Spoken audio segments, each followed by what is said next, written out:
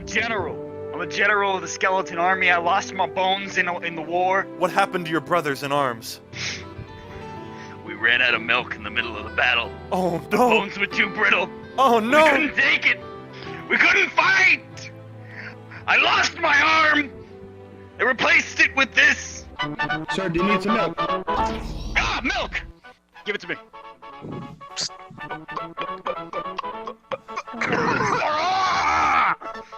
For the Bone Brothers! The Bone Brothers! Bone Brothers! That's a spicy pizza! Oh no!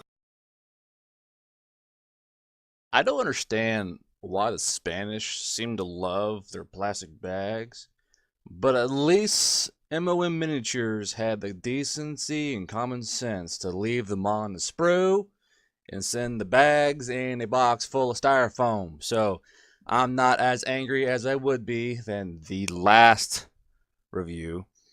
But this is MoM Miniatures, or MoM Miniatures as I like to call them.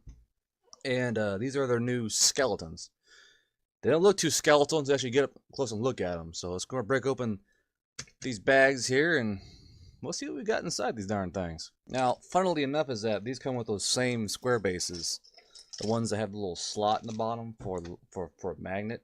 And I really like these actually. It's actually a really good idea to have these because it makes you put your magnet inside of a little drop of glue and it's dead center every time. So I actually really like this idea. I don't mind it. It's a nice, well, it's not as canted as the GW base, so you get most of the surface area you should be getting. So you know that's better. But I like the little bases. It's the only part I liked about the last review too. Those little slotted bases. Scoot, scoot. So I believe these are about $5 a piece. Double check real quick. Also, MoM, please get a English translated website, please. Yeah, so you get 7, 1, 2, 3, 4, 5, 6, 7 for €6, which is actually pretty good. To be fair, it's not bad for a model.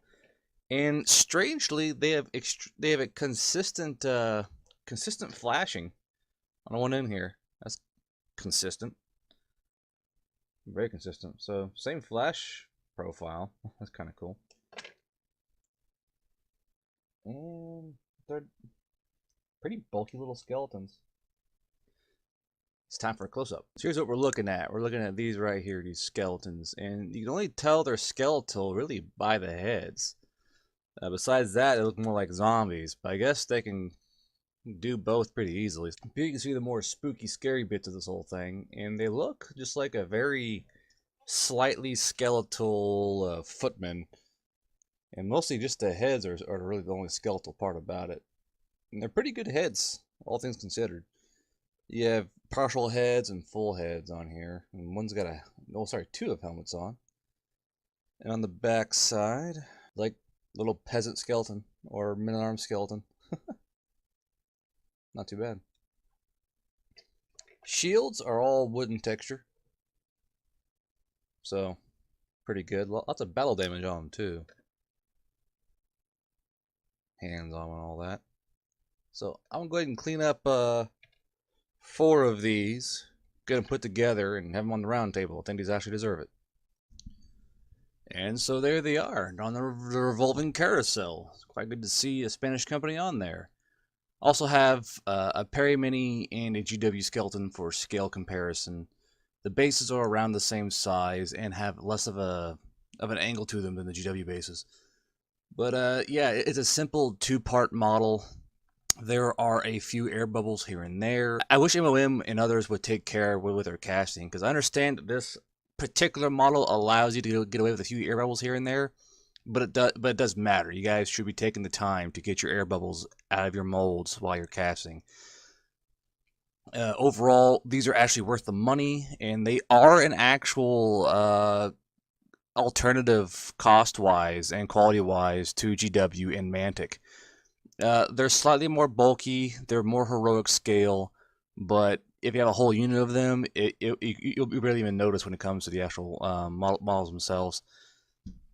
But overall, yeah, it's a good solid model. I'm going to get them all put together, paint them up, and see how they look here in the future.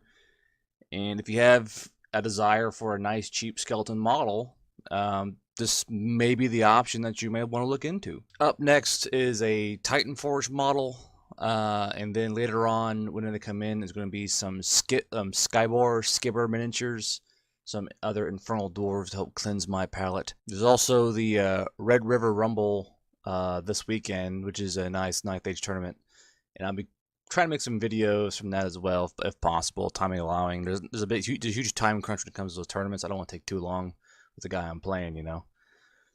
But until I see you next time in the next video, keep a strong dice hand and happy wargaming.